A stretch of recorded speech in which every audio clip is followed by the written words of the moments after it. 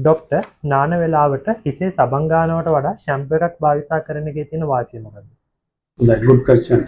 ඇත්තටම සබන් ගත්තම තියෙන්නේ ගොඩාක්ම භාෂ්මික pH එකක්. මේ භාෂ්මික pH එකේ මගින් වෙන්නේ හිසේ තියෙන ආම්ලික pH එකේ ඩැමේජ් එකක් වෙන්නේ. ඒතකොට මේ තුලින් හිසේ තියෙන ආම්ලික pH එකේ අඩු වෙලා ගියාට පස්සේ හිසකේ අකාලයට ගැලවිලා යන එක. නැත්නම් කැඩී යනවා කියන එක. ඊට පස්සේ හිසකේ කෙලවර පැලෙනවා කියන එක. ඊට පස්සේ හිසකේ වල තියෙන රළු බව සමහරක් රට වැටෙනවා. සමහරක් අය හිසකේ අසාමාන්‍ය විදිහට තුනී වෙලා යනවා. ගොඩක් හිසකේ අපිට මැනේජ් කරගැනීමේ දුර්වලතාවයක් නැති වෙනවා. නමුත් අපි ෂැම්පූ එකක් ගත්තොත් සබන් වලට වඩා හිසට අවශ්‍ය හිතකර විටමින් එක ගොඩාක්ම හිතකර ඔයිල් වර්ග තියෙනවා. ඔලිව් ඔයිල් වගේ තියෙනවා, කොකනට් ඔයිල් වගේ තියෙනවා, ෂෙයා බටර්ස් දාලා තියෙනවා. ඒ තමයි පෙන්ටමිලින් වගේ ඒවා TTM දාලා තියෙනවා. ඒක මේ තුලින් හිසකේ වලට හොඳ පෝෂණයක්. එතකොට මේ පෝෂණය නිසා අතන හිසකේ තර ලේසියෙන් මැනේජ් කරගන්න පුළුවන්. ෂැම්පූ වලින් අපේ හිසකේ වලට කන්ඩිෂනර් ගතියක් හම්බ වෙනවා. ඒ කන්ඩිෂනර් ගතිය නිසා තමයි වඩාත්ම අපේ හිසකේ මැනේජ් කරගන්න. සාමාන්‍යයෙන් සබන් දාලා අපි හොදනකොට හිසකේ වල තියෙන තෙල් කුණු ඉවත් වෙනවා. මොකද ඒවා නැවතත් හිසකේ වලට අවශ්‍ය පෝෂණය තුලින් නැත්නම් තෙල් ගතිය නැත්නම් ඒ වෙට් ගතිය අපිට ලැබෙන්නේ නැහැ සබන් වලින්. නමුත් ෂැම්පූ වලින් එහෙම නෙවෙයි. ෂැම්පූ වලින් අපේ තියෙන හිසකේ වල තියෙන තෙල් කුණු ඉවත් කරනවා තමයි.